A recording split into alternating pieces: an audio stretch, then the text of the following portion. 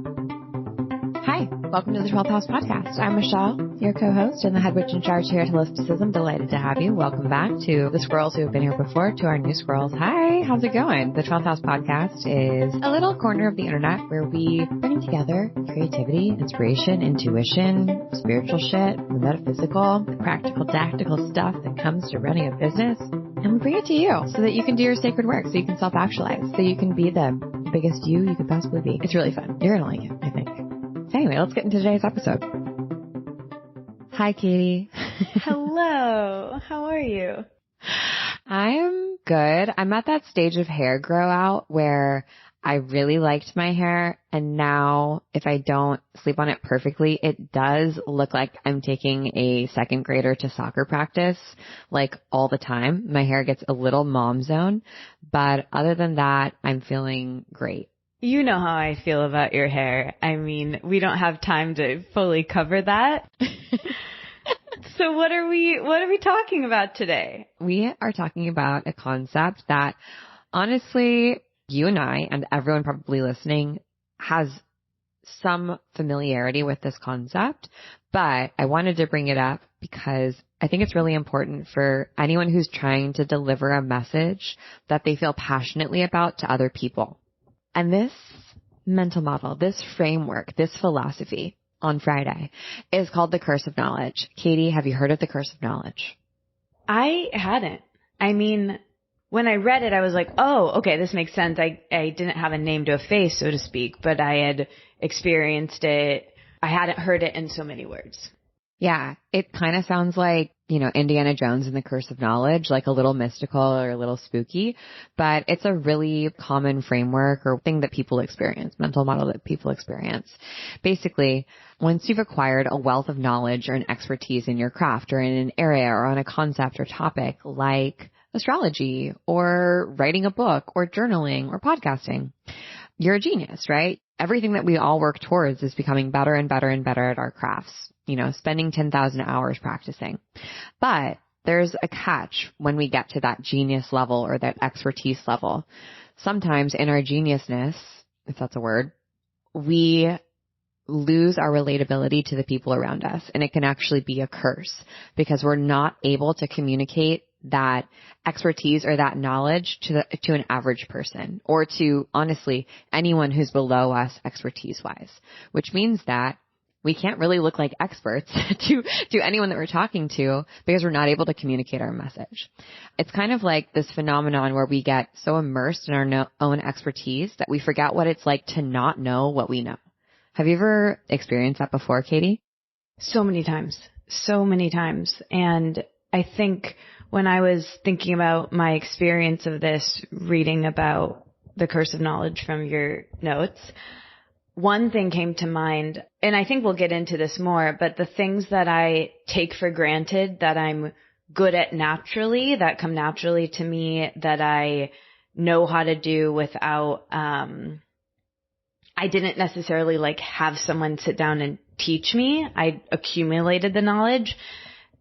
I forget that other people don't have that. Mm-hmm. And when I've been tasked with having to just simply explain what I did, I'm unable to do it. I become like a robot. And one of the things, as you know, I'm in a different city than I live in, but one of the things that's surprising is I'm very good at navigating walking cities. I'm very good. I use my phone, of course, but the subway, I'm very good at, and I think just, as you are, from living in New York, any city we go to, we're kind of good at that.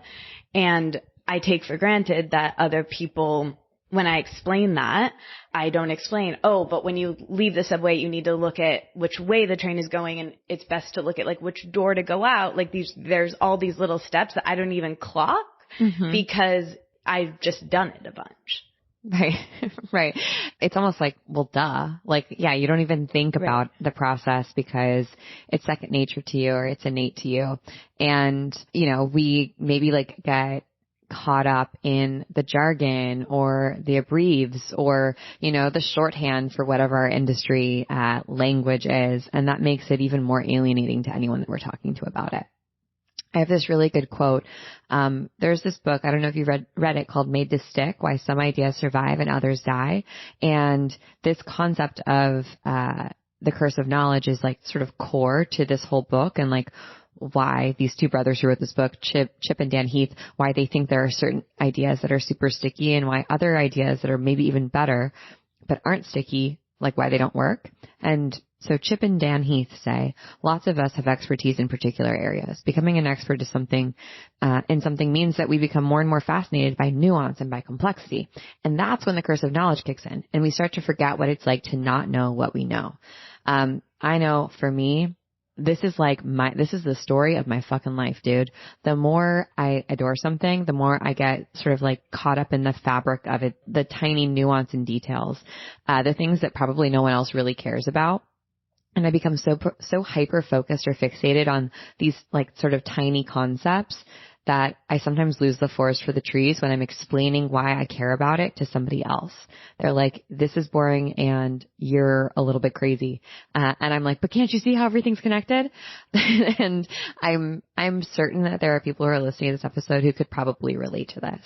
And here's why we want to understand the curse of knowledge in and of itself, but also how it potentially affects us as artists and creatives and entrepreneurs, as people that are trying to share something with the world, whether it's a message or our art or, I don't know, the way that we do our hair in the morning. All noble pursuits. So first, the curse of knowledge prevents you from being able to get people to be stoked about what you're up to. Basically, it prevents you from being able to convey your ideas because you're so far ahead from who you're talking to, which means that it's going to be really difficult for you to market your product or to sell your ideas to people like investors or newbies who could potentially buy it from you. You're so stuck in the sort of minutia of your offer that you forget to go back and tell people, well, here's what this offer is going to do for you.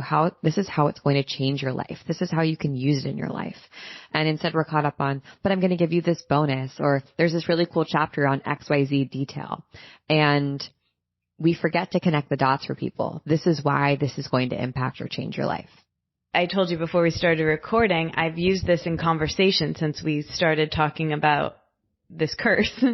And a really close friend of mine, one of the people I've known the longest, she started a company.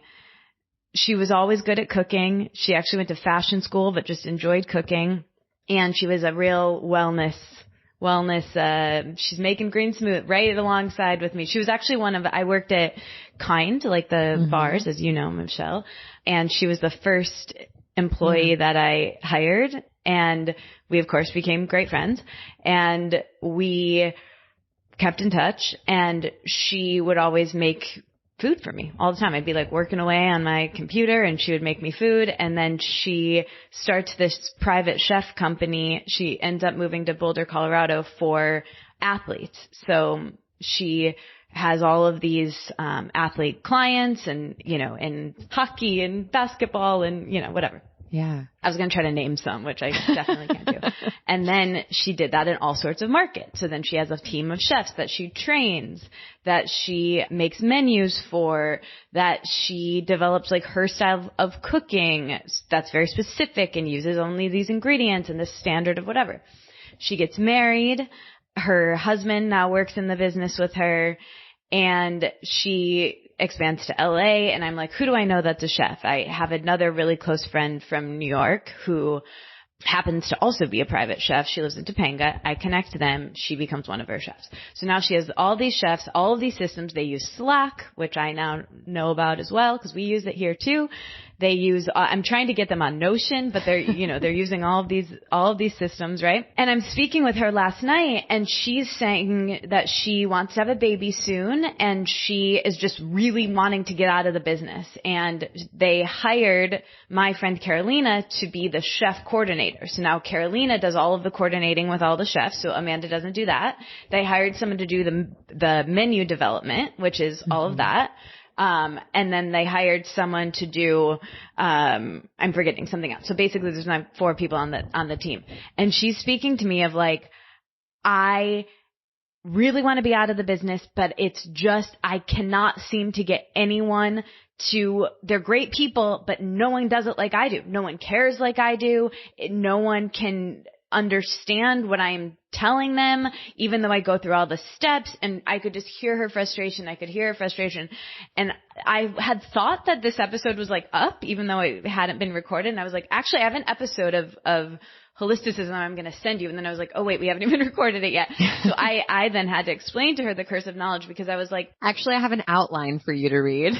Yeah, exactly. It's so interesting to hear her, like, she was like, that's exactly what's happening. Like, her eyes lit up of, this is, she's not even clocking all of these things that she did. Cause sure, there's like maybe some level to it that is, the care, the level of care of like, it's your own thing. She really built this up from the ground up, but also like truly just like missing little bits of knowledge that she's not aware of. Oh, great example. And I'm like, oh, have her call me. I'll help her with maternity leave stuff. I'm happy to help her with this. But you brought up a really good example that I didn't even really think of when it comes to being a manager and teaching other people to do what you do. I was thinking more of like as a teacher or an educator or a guide. But I love this because it totally like layers in with SOPs, which we talk about in system spells and in Notion and in the North Node, but it's totally true.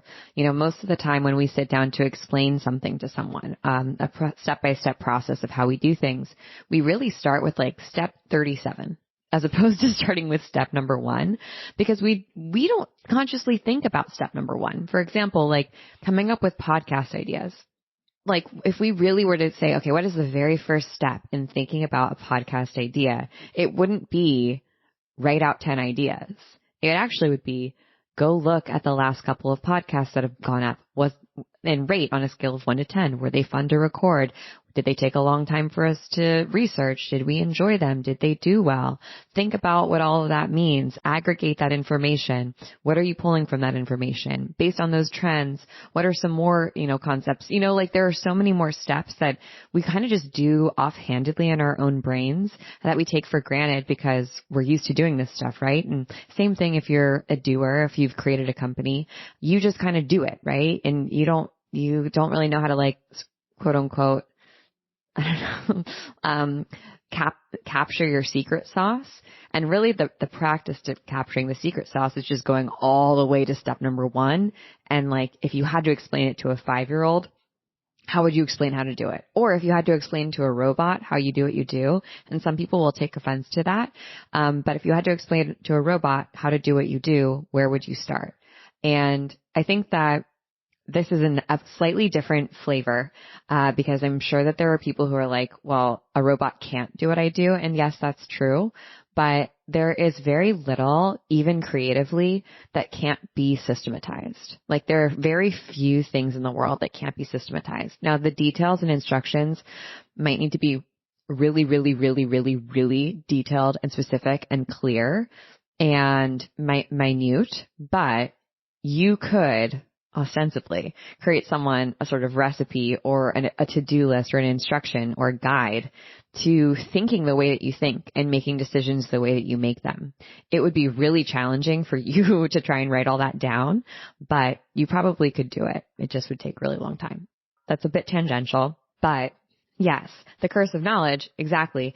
Your friend, it sounds like she already knows so much. To dumb it down or explain, not even dumb it down, but to go a little bit more elementary and explain why she thinks what she thinks. It's frustrating for her that other people don't see the world the way that she does. And that happens a lot, right? Especially as we get better and better at our roles and our jobs. Our priorities become really clear and obvious, but for somebody else, especially who's brand new, that's far less obvious and clear. So number 1 problem with the curse of knowledge is that it inhibits your ability to connect with people and get them as excited as you are about whatever it is that you're doing, whether it's building a company or orienting yourself towards a goal or, marketing a product that you're excited about.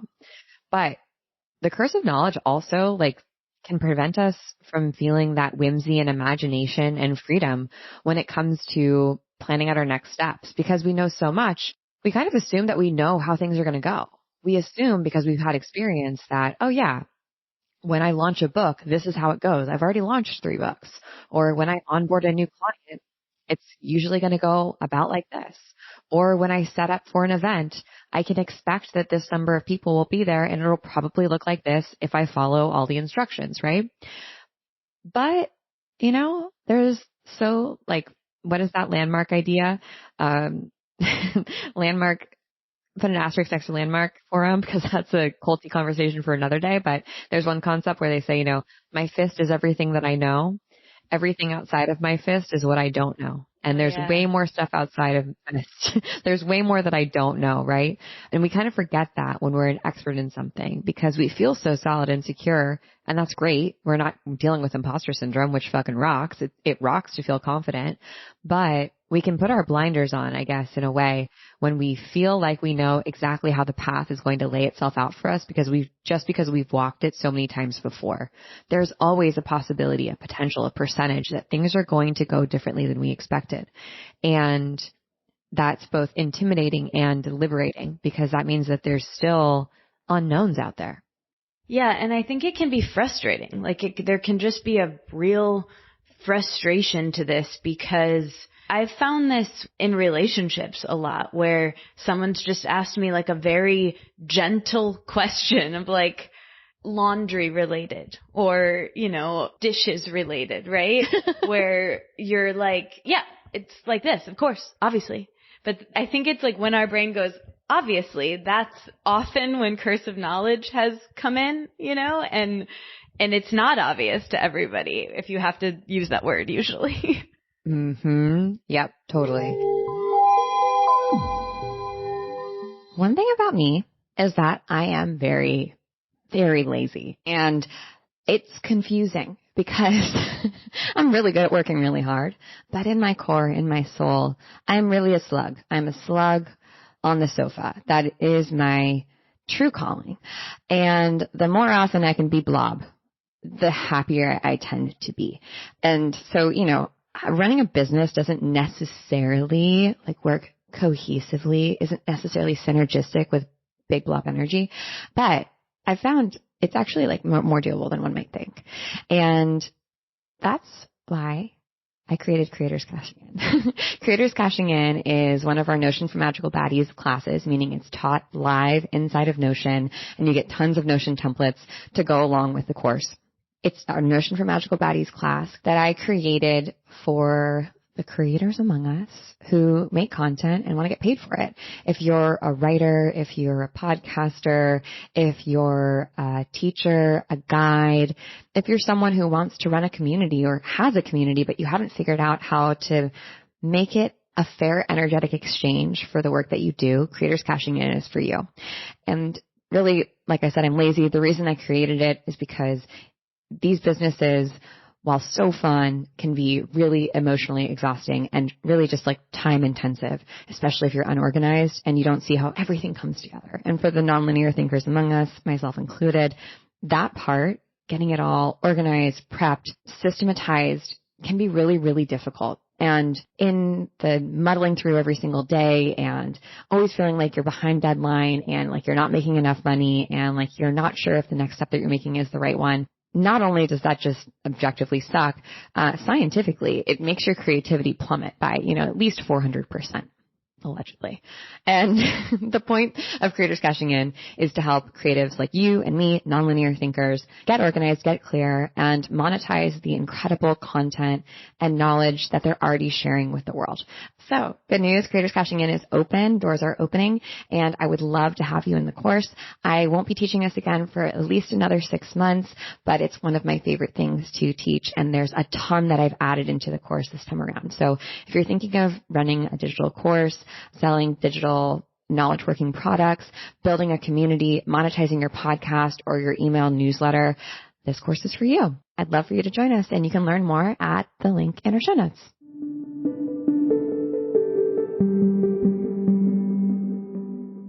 I once had a copy editing teacher tell me not to use the term obviously, because it is condescending. And, I kind of write when I'm writing it, I'm kind of saying it as an agreement. Like, obviously we all love dogs. Like that's a given, right? But, she was like, no, every time you say obviously, you're talking down to your audience, or it can be perceived as talking down to your audience. So I try not to say it as often as possible, but it's one of those filler words that I feel like I always use, as opposed to like, you get me, or are you following me? It's like, we're in agreement, right? Like, obviously we all think this, and we're just like touching base, but that's such a good point. When you say obviously, you might be employing the curse of knowledge, and it might be good to clock that for yourself. That's so interesting. This is sort of a tangent, but my favorite English teacher, the first teacher who was ever like, hey, you're good at, I felt like I was doing well. She would always say, her name was Miss Seika, Sherry Seika. She would always say to use obviously. It was like a great, like, in conclusion, she, at the final paragraph of the essay, of the 5-paragraph essay, she always encouraged us to say either clearly or obviously.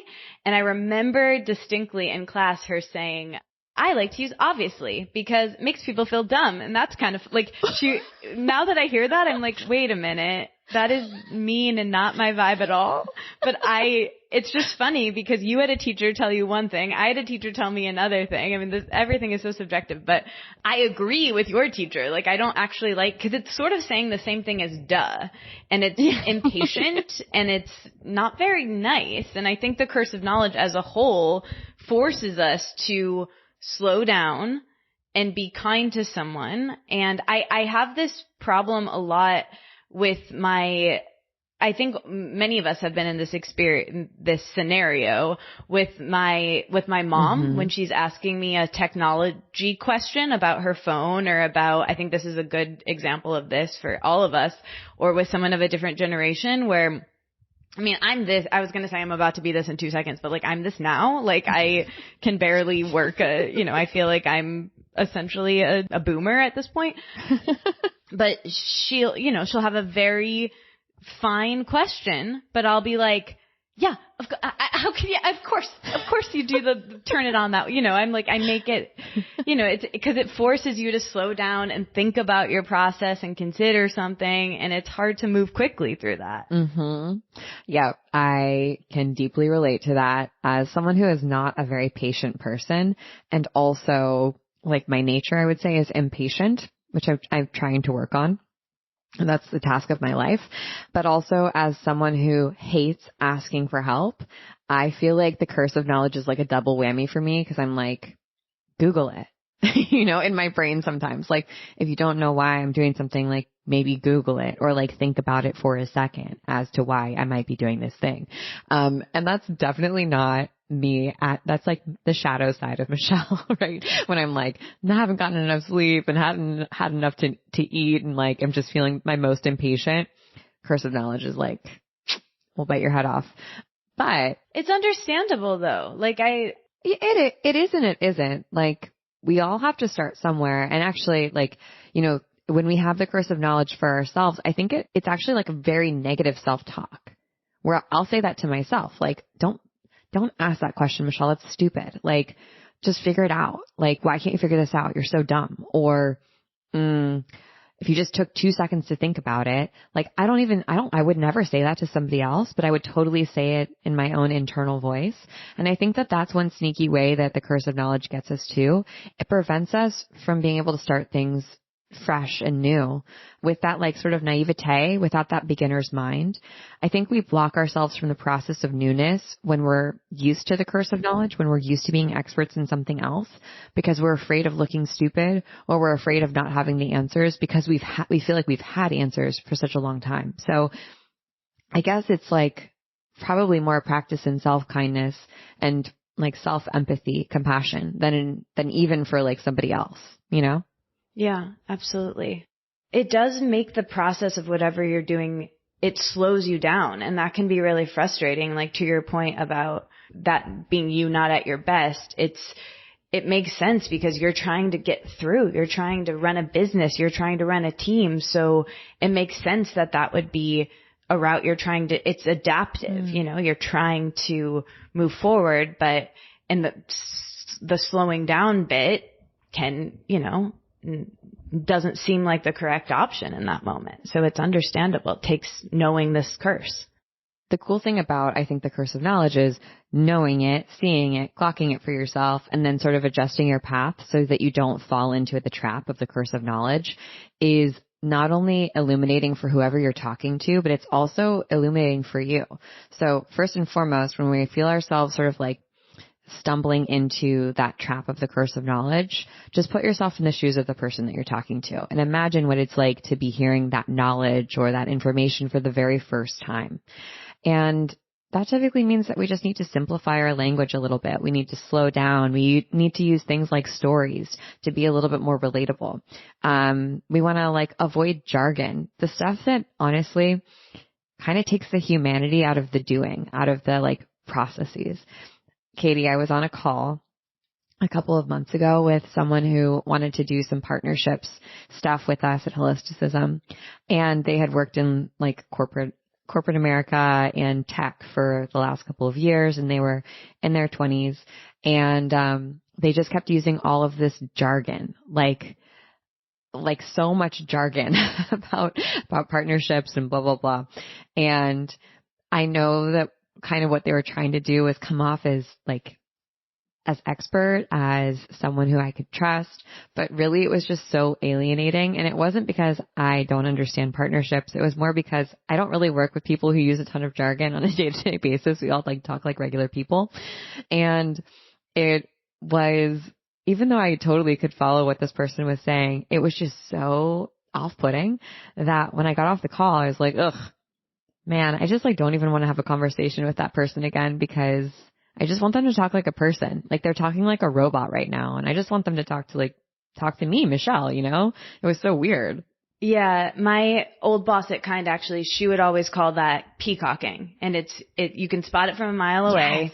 Like, oh, it often comes from insecurity. It's often like, and I've done it too. Yep. Oh my God, I've done it. I've done it in situations when I feel like I am not doing well or I'm uncomfortable in one area. I'm like, let me knock it out of the park over here because over there's not great. So like, I'm going to just do the, you know, I can kind of talk my way out of everything, but I'm not really saying anything. And it's very uncomfortable for me. And yes. I can only imagine being on the other side of it, very uncomfortable for everyone involved. And I think we've all been there on both sides. And you can spot it a mile away when someone's peacocking or when someone's trying to like, it's just like, dude, talk to me like I'm a human being and like just level with me here. So, you know, I still do that sometimes when I talk to my dad. Like when I feel like he's not taking me seriously, and I notice my sister do it too. Sorry, Mel, I'm going to call you out. We both lower our voices many octaves like this, and then we talk more slowly and deliberately like this, and then we both use a bunch of jargon like synergy on KPIs and converting to blah, blah, blah, like whatever. And it's so interesting, like just how the cadence changes. And that, I mean, gosh, I feel like we just came up with like 3 other episodes that we should have a conversation about, but we always do that. That's our curse. Yes, exactly. The curse. The idea curse. Too many ideas. Hey, Michelle breaking in here really quick to tell you a little bit about what's going on inside of the North Node this month. If you don't know, the North Node is our private members community for creatives and intuitive entrepreneurs and nonlinear thinking geniuses who want to marry spirituality, intuition, intellect, running a capitalism critical business, you know, just like being cool, making things and being cool, and self-actualizing along the way. And every quarter we have a different concept that we work through. So as we move into Q4, oh my God, the content, it's so good. Our theme for quarter 4 is big money energy, which we absolutely adore. And this month in October, I'm actually teaching money shadow work. If you haven't done shadow work before, hold on to your butt. If you have, fantastic. Have you done it around money? It's a whole different ballgame. But this course, we go through together as a community, all 400, 500 of us. And each day there's a different prompt. We answer the questions, we work through it together. And it is incredible, the revelations that people have, not just about the psychology of money for them, but also the potential blocks or I guess like spaces that they just haven't quite opened up in their mind or in their consciousness yet around what's possible for them. And, that sounds all really good in theory, but in practicality, it always leads to finding money, making more money, being more comfortable around money, and honestly thinking about money as this magical thing, which I don't know, I think it really is. So that's what's up in this month of the North Node. If you're curious about joining, our doors open at the end of the year and in the middle of the year, but you can join the wait list. Sometimes we pull people off the wait list when we have people graduate, and you can learn a little bit more at the link in our bio. Okay, that's all I've got for you. See you in the North Node. Okay, let me give you a story. So I was a professional dancer. I've been taking ballet class since I was 2 years old. And at a certain point, you're like in the most advanced class, right? You're in the highest level class and you're learning the hardest, steps and have the hardest combinations and blah, blah, blah, blah, blah. And eventually, like, there's not that many of those classes that you can take all the time because they're so advanced. There's not that many people that can take them. And I remember, going to school in New York and going to take class outside of school because I would go to class at school and then I'd take even more classes because I wanted to get better and better and better, like on the weekends and at night, and not being able to find the classes that I was looking for. And one of my teachers, I kind of told them, and they're like, you should be going to the beginner classes. You should always go to the beginner classes. If you can't take an advanced class, take a beginner class. Take the very first level class because you will learn so much and you will get so much better foundationally if you take beginners classes from the perspective that you're at now. And it was such a good reminder that you can always find challenge in anything. Beginning ballet class is just as hard as advanced ballet class if you take it the right way. And that, like, when we approach something with a beginner's mind, we also understand it more deeply. So coming to the bar from a very basic combination as a really advanced dancer, I started to unlock ideas and concepts and points of the movement that I'd never had the opportunity to unlock before because I was worried about the intricacies of a more advanced combination. And that helped me know myself and my movement even better, just going back to basics. So using that story to illustrate a point that when we have to explain what we think or how we feel or how we move through the world from a beginner's perspective, it helps us define how we do that. It helps us see our own framework and our way of thinking and exploring and doing. Another way that we can avoid the curse of knowledge is by actively listening. So as opposed to, sort of glazing over when someone's asking questions and really trying to investigate like, oh, where is this person stuck? Or how can I be more helpful to them as I'm explaining this? Or even like, how can I relate this in real time to what my user is going through? And the last thing I thought of, Katie, was for getting ourselves back to a beginner's mind and sort of avoiding that curse of knowledge is journaling. Obviously, I thought of you. I love going through my old journals and my old emails and my Instagram posts and the things that I was writing, my old Tumblr, embarrassing, to get myself in the headspace of what I was going through when I was a beginner. Like when I first started my business or when I first started writing, what was challenging me? What was I complaining about? And using that to help me relate to who I'm talking to, who's currently in that position as a beginner. Like right now I'm learning something new. I'm learning how to become a financial therapist.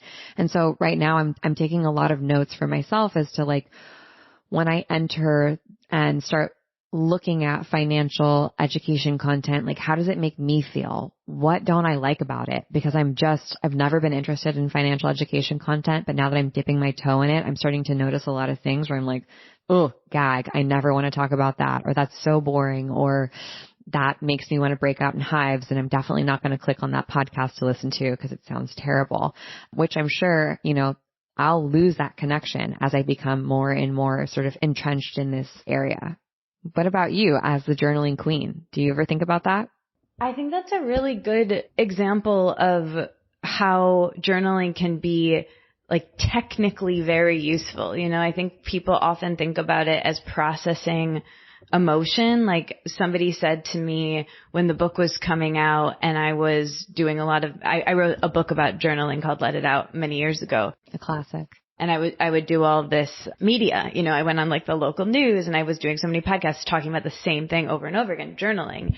And it got very cursive knowledge-y because I was just, and this, I think this happens to people when they're, doing press or media for something.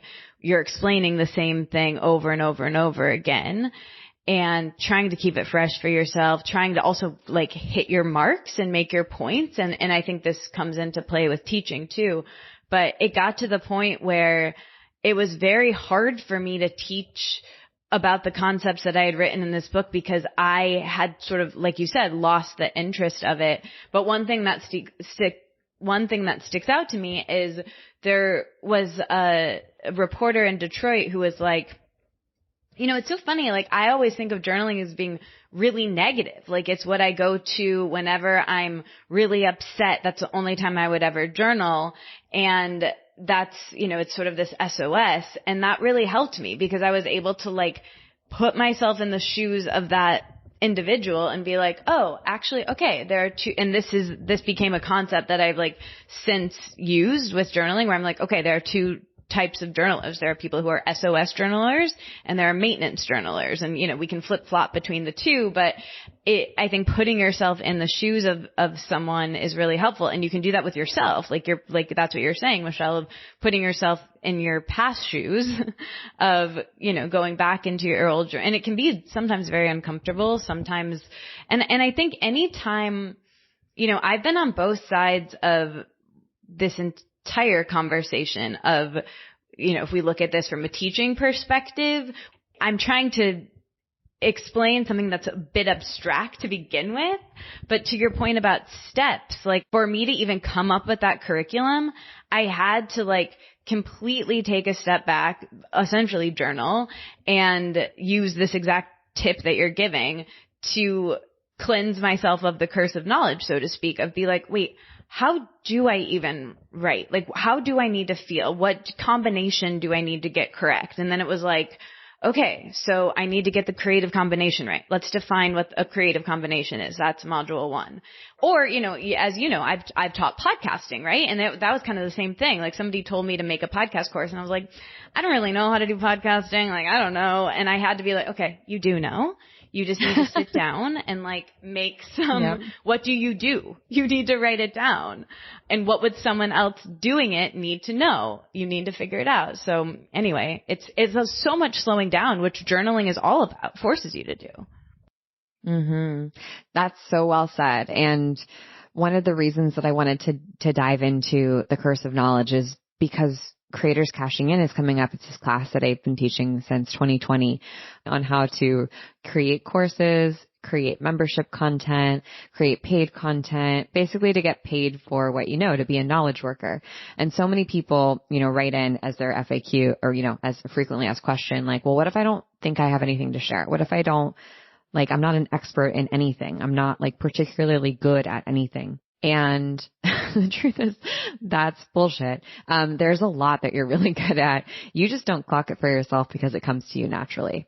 And also on the flip side, potentially we are better teachers of the things that we are bad at. For example, I am not a naturally organized person. So I think I'm a very good teacher when it comes to teaching people how to make systems because I had to learn how to do that. It has not come naturally to me. I know what it's like to be frustrated through that process. So you've kind of got these two ends of the spectrum. That's where most people fall.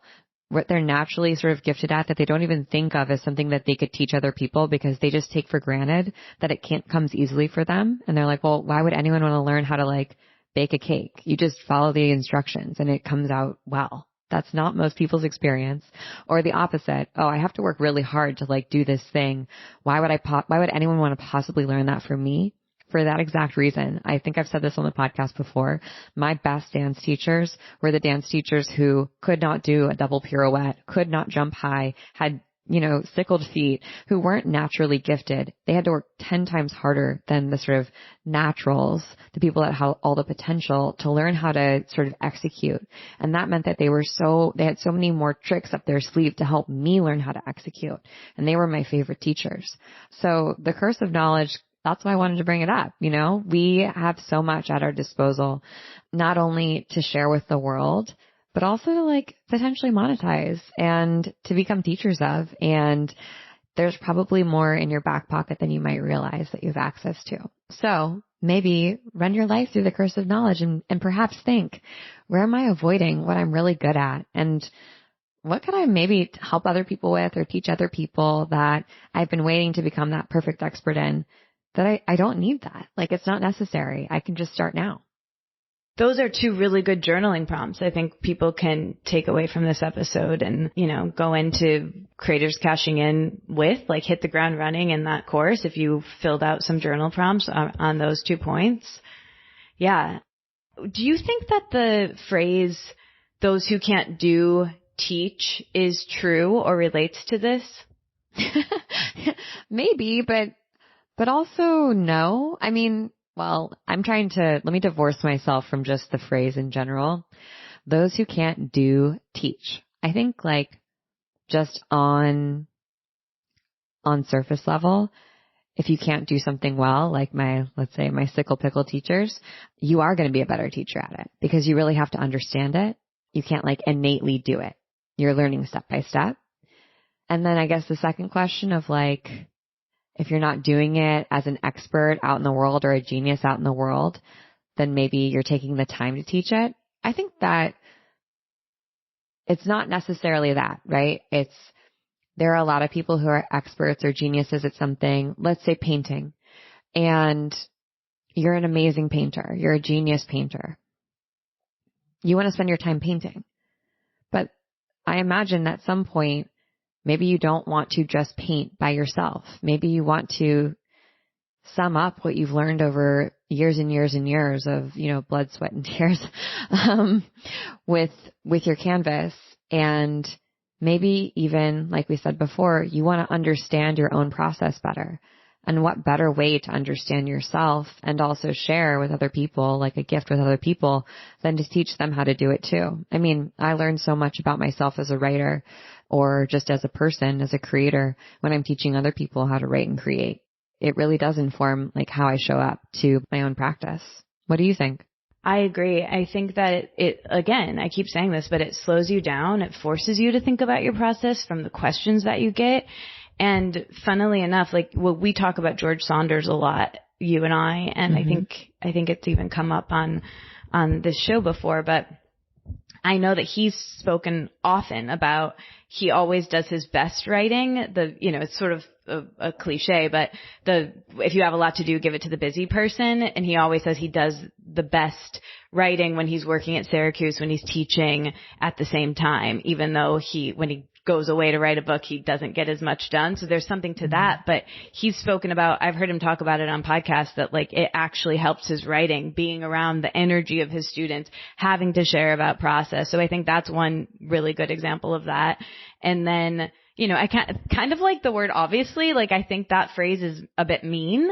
And I think it's condescending, and I don't really like it as a phrase. I think there's truth to it, but I think there's also nuance to it, like you just explained. And funnily enough as well, also funny, I've been doing some research for another podcast coming soon that you and I are working on, and I've been going through artists and how they make their money. And I'll tell you right now, a big pattern that I've seen with some of our favorite writers, painters, poets, sculptors, filmmakers, of how they've made their photographers, has had some element of teaching, either at at several different levels and in different ways. And I don't think that that's a coincidence. I would agree with that. I think they feed each other. I would totally agree. And let's put a pin in that because that's coming later. But that's the curse of knowledge, people. I hope that you enjoyed it. This was a fun one. We could continue to talk about it forever and ever. But that's our show, folks. Thanks for listening to this week's episode of Friday Philosophies on the 12th House podcast. And make sure that you tune in next week because I think we have a green room episode coming up, right? Yeah, sure do. It's gonna be fun. And more exciting things on this very feed. It's true. Thank you for listening. And we'll see you all next week. Bye. Bye. The 12th House is produced by me, Katie Dalebout, with theme music by Nathan McKay and edited by the incredible Softer Sound Studio, who you can find more information about in our show notes.